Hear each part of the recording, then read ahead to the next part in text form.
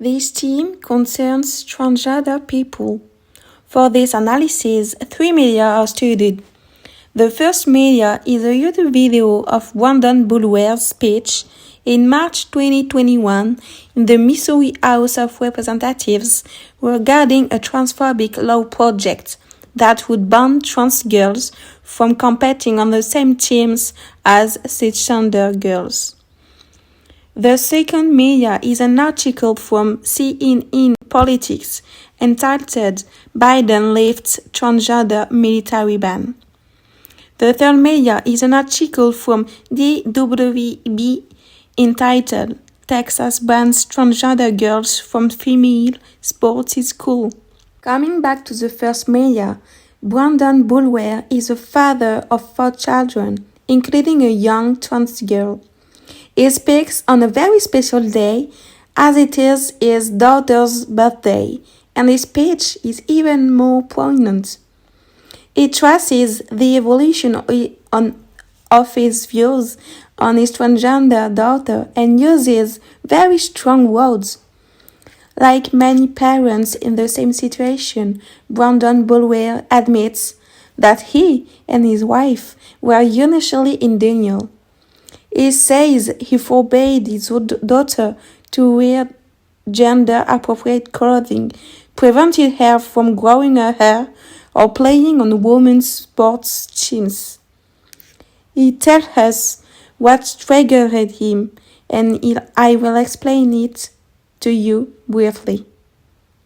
So, one day, her daughter is playing with one of her brothers and is wearing a dress from her sister. She asks her father if she can cross the street to go play with other children. The father says no. Her daughter then asks her if she can go play with the others in boys' clothes. I quote that he said, "This is where it hits me, where my daughter linked feeling good with being someone else." The parents then change their attitude and allow their daughter to grow their hair, dress as she wishes, and play sports with whoever she wants. She was a few words to finish. She was an unhappy girl, no self-confidence, no friends, no loves, and now she smiles. She trusts herself. She is happy. His speech is a real upheaval, a great lesson in life, of which all parents in the same case should be aware.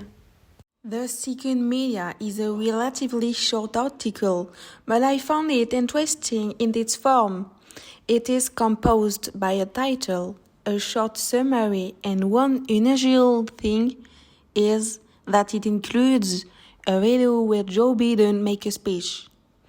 Unlike the previous ones, this one does not touch on the bill prohibiting transgender girls from participating in girls' teams. It talks about prohibiting transgender people from serving in the military.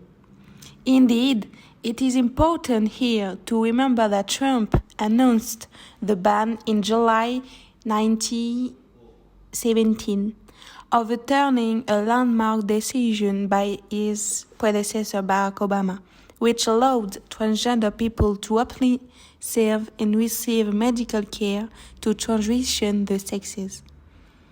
While transgender military personnel under Trump's policy were allowed to keep serving, new recruits were kept out.